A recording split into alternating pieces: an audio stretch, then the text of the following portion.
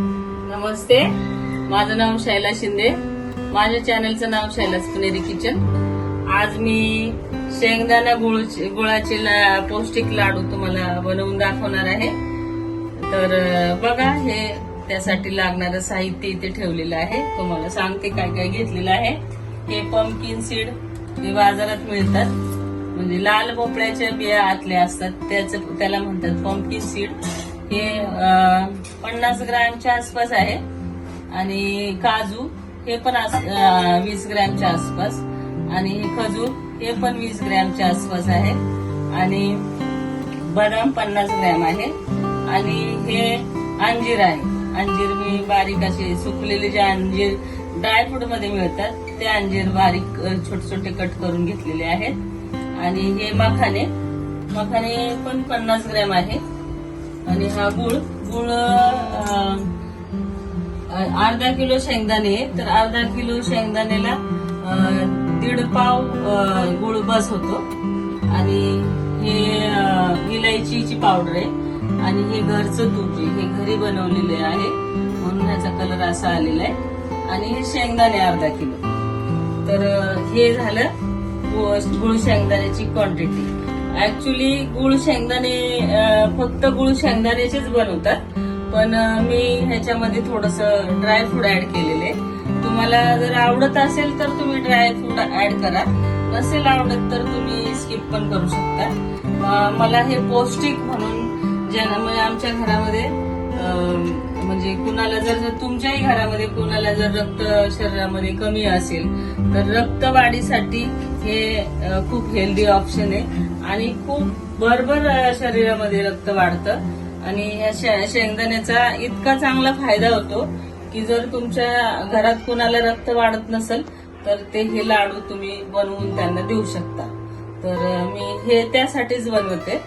तर चला आपण बघूया हे काय कसं काय करायचं ते. तर आता मी गॅस ऑन केलाय, गॅसवर कढई ठेवलेली आहे.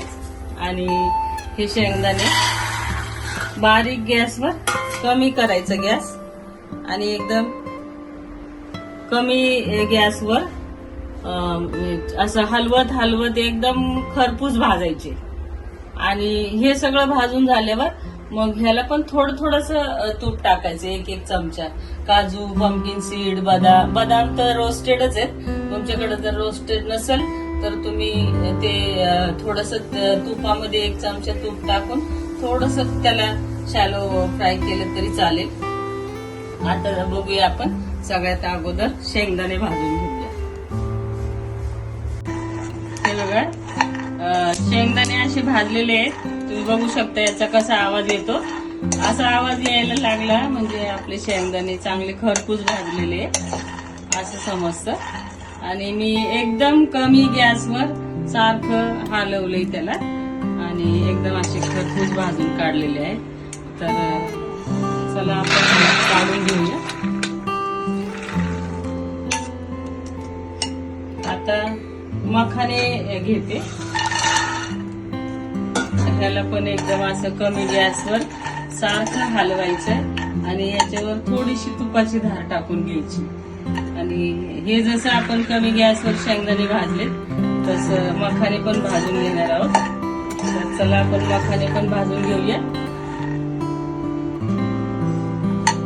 ते पण क्रिस्पी झालेले, असं हाताने तोडल्यावर लगेच फुटलं पाहिजे. म्हणजे मग आपल्याला कळतं की मखाने सुद्धा असे फ्राय झालेले आहेत, शॅलो फ्राय केलेले आहेत मी. आणि 1 चमचा तूप टाकलेले भाजताना. तर हे पण चांगले आपले फ्राय झालेले. तर आपण हे पण काढून घेऊया. आता आपण काजू आणि पंपकिन सीड घेऊया. गॅस चालूच आहे आणि कढई पण गरम आहे. दोन्ही एकत्र भाजून घेऊया. कारण काजू अर्धे केलेले असल्यामुळं पंपकिन सीड आणि काजू एकत्र भाजले तरी चालेल. गॅस कमीच ठेवलेला आहे मी. गॅस बिलकुल फास्ट करू नका, कारण जळालं तर त्याची टेस्ट चेंज होते, कडू पण लागू शकतं. त्यामुळं तुम्ही शक्यतो कमी गॅसवरच भाजा, म्हणजे मग ते एकदम चांगलं क्रिस्पी पण होतं आणि खायला पण टेस्टी लागतं. आणि जर तुम्ही फास्ट गॅसवर भाजलं तर ते जळून जाणार आणि त्याची टेस्ट पण चेंज होणार. बघा थोडं थोडं जसं जसं लागेल तसं तसं मी त्याच्यामध्ये तूप टाकलेलं आहे. बघा लगेचच असा तडतड तडतड आवाज यायला लागतो, कारण आपली कढई ऑलरेडी गरमच आहे. बघू शकता गॅस मी एकदम कमी केलेला आहे.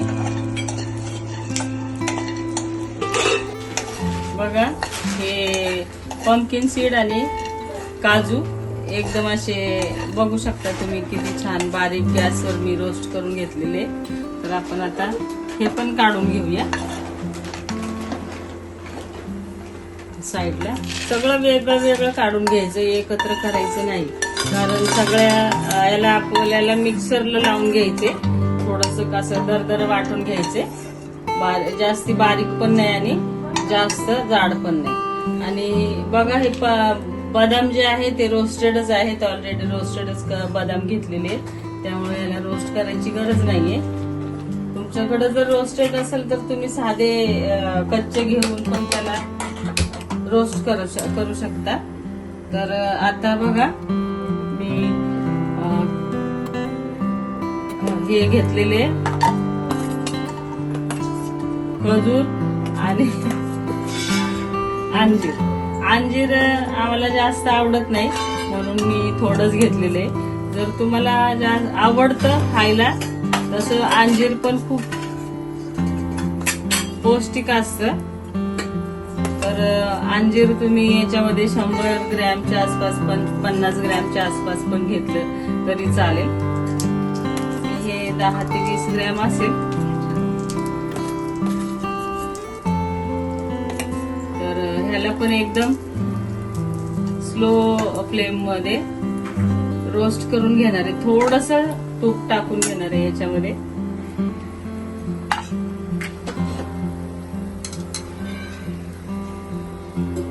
पण आपल्याला मिक्सरलाच लावायचं आहे म्हणून मी असंच फक्त बी काढून घेतलेले त्याच्या आतमधलं. तर ह्याला पण एकदम कमी गॅसवर रोस्ट करून घ्यायचं. बघा अंजीर आणि खजूर जेव्हा आपण तुपामध्ये रोस्ट करतो तर ते लगेच असं मेल्ट होतं आणि त्याचा गोळा होतो. असा गोळा झाल्याच्या नंतर मिक्सरला नाही लावलं तरी चालतं, असंच हाताने मॅश करून घेतले तरी ते होऊन जातं. आणि जेव्हा तुम्ही ते खजूर बी काढून घेता त्याचे, त्यावेळेस तुम्ही थोडेसे छोटे छोटे कट करून घ्यायचे, म्हणजे मग तुम्हाला मिक्सरला लावायची गरज नाही लागत, असंच ते मॅश होऊन जातं. तर तुम्ही खजूर रोल बघितले असेल माझे, तर मी त्याच्यात असेच बनवलेले आहेत. खजूर असंच बारीक बारीक असे छोटे छोटे स्क्वेअर शेप मध्ये मी पीस कट करून घेतले होते आणि तूप टाकून एकदम कमी गॅसवर असं रोस्ट करून घेतलं होतं. त्यामुळं असं मिक्सरला लावायची गरज नाही लागली, याची पेस्ट करायची गरज नाही लागली. आपोआपच असं फ्राय केल्यावर त्याची पेस्ट झालेली. तर आता अशी पेस्ट झाली बघा खजूर आणि अंजीरची. तर आता हे थंड झाल्यावर परत एकदा आपण मिक्सरला थोडंसं फिरवून घेणार आहे. तर बघू शकता आपलं हे सगळं रोस्ट झालेलं आहे. हे बदाम, हे अंजीरचे तुकडे आणि हे पंपकिन सीड्स काजू आणि हे आहे खजूर, हे सगळं आपण रोस्ट करून घेतलेले आणि शेंगदाणे पण रोस्ट करून घेतले. तर आता त्याचे सालपट आपण चांगले काढून घेऊन त्याला मिक्सरला असे दरदरे कुटणार आहोत, बारीक करून घेणार आहोत. बघा हे मखाने घेतलेले मिक्सरला, मोठ्या मिक्सरचं भांडं घेतलेलं आहे आणि ते मिक्सरला लावायचं आणि जास्त बारीक नाही करायचं, बंद चालू वाटून घ्यायचे. तर आपण हे सगळं वाटून घेऊया. मखाने असे बारीक झालेले, एकदम जास्त बारीक पण नाही करायचं आणि एकदम जाड पण नाही करायचं, मीडियम करायचे, कारण आपल्याला याचे लाडू बांधायचे आहे. तर हे हाताने पण कुस्करलं तरी पण लगेच बारीक होऊन जातं, त्याला वेळ नाही लागत. पण थोडं थोडं करण्यापेक्षा आपण एकदमच याच्यात मिक्सरला एका वेळेस होऊन जातं. तर आता हे बघा, हे शेंगदाणे घेते मी आणि शेंगदाण्यामध्ये थोडस आपण हे घेतलेलं होतं,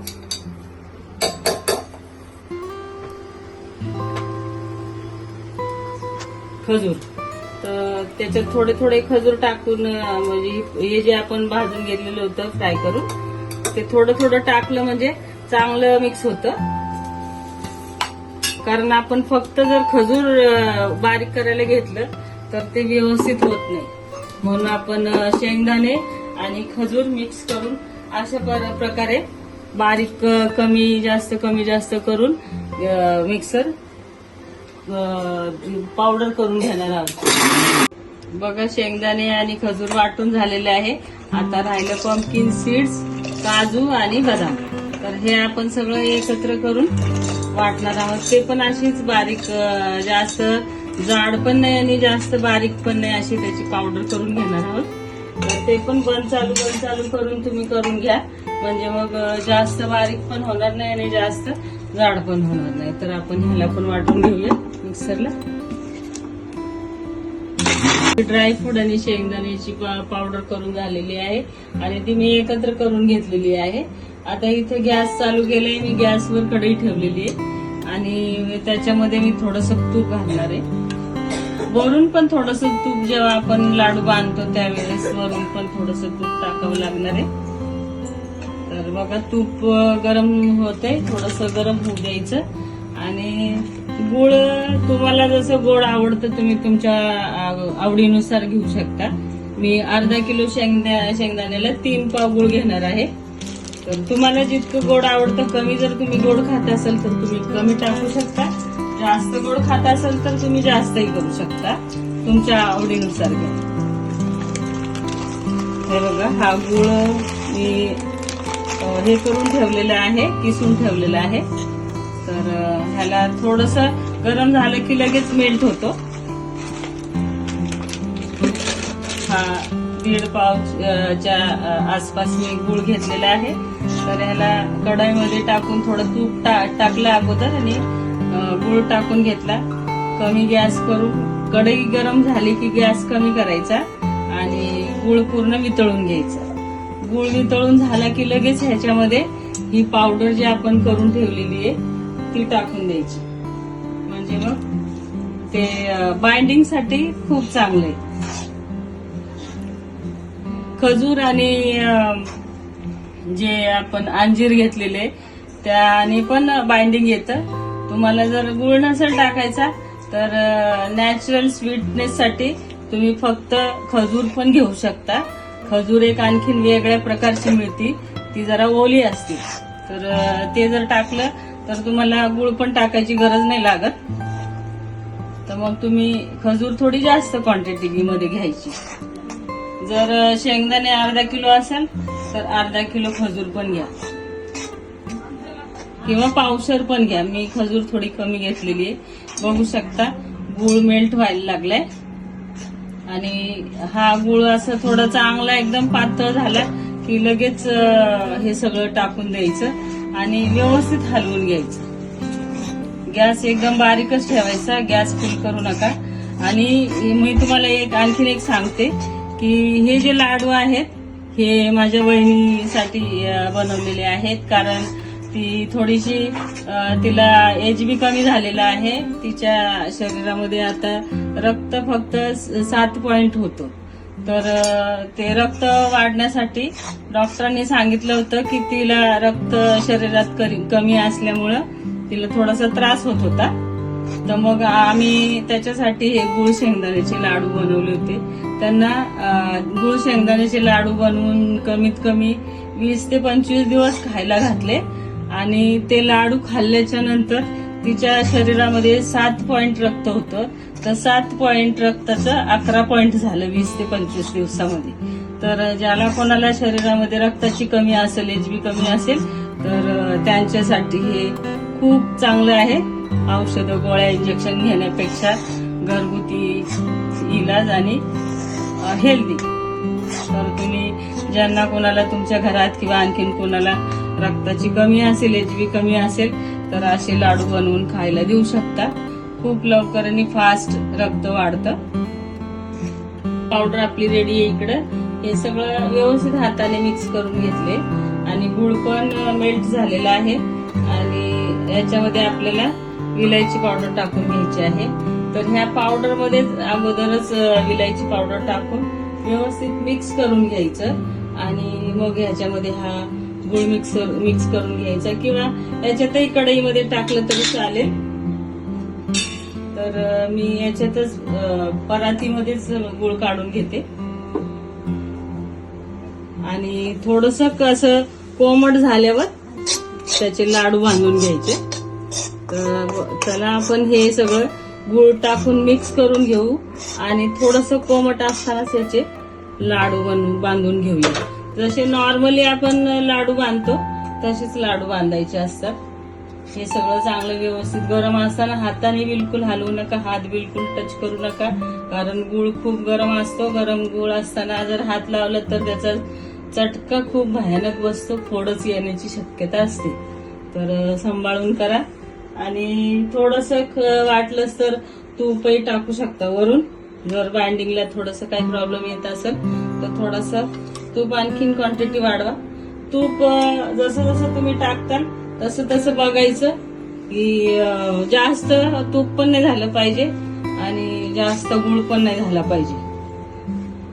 हे बघा असं आपल्याला हाताने लाडू वळता आला पाहिजे. थोडस कोमट झालं हे मिक्स केल्यावर की लगेच लाडू बांधायला घ्यायचे. चला तर आपण हे सगळं असं मिक्स करून घेऊया आणि लाडू बांधल्यावर मग मी तुम्हाला दाखवते की हे लाडू कसे बनले. बघा हे असं मिक्स करताना थोडस असं बघायचं हाताने हे करून बनतंय का. थोडस कोमटच पाहिजे आपल्याला हातात धरता येईल असं. जास्त गरम पण नाही आणि जास्त थंड पण नाही. कोमट असतानाच याचे लाडू बांधले जातात, नाहीतर थंड झाल्यावर लाडू वळत नाही. तर चला आपण याचे लाडू बनवून घेऊया. हे बघा या साईजचे मी बनवलेले आहेत. तुम्हाला जसे या साईजचे पाहिजे छोटे मोठे तुम्ही तुमच्या आवडीनुसार बनवू शकता. अजून एक बनवून दाखवते. हे बघा असं वळतंय का बघायचं. बाइंडिंग जर होत असेल व्यवस्थित तर लगेच पटपट पटपट बांधून घ्यायचे. एका साईजचे असे दाबून दाबून चांगले लाडू बनवून घ्यायचे. बघा गुळ शेंगदाण्याचे पौष्टिक लाडू विथ ड्रायफ्रूट रेडी आहेत खायला. तर बघा कसे झाले हे. तुम्ही असेच व्हिडिओ शेवटपर्यंत बघा स्किप न करता आणि असेच लाडू बनवा आणि खा. हेल्दी राहा आणि एन्जॉय करा. आपल्या सर्व परिवारामध्ये खुश राहा आणि एन्जॉय करा. तुम्हाला माझा व्हिडिओ कसा वाटला, माझे गुळ शेंगदाण्याचे लाडू कसे वाटले हे मला कमेंट मध्ये जरूर कळवा आणि माझ्या शैलास पुणेरी किचनला जास्तीत जास्त लाईक, शेअर आणि सबस्क्राईब करा. माझ्या चॅनलला सपोर्ट करा. माझ्या चॅनलला सपोर्ट करता म्हणून थँक्यू, धन्यवाद.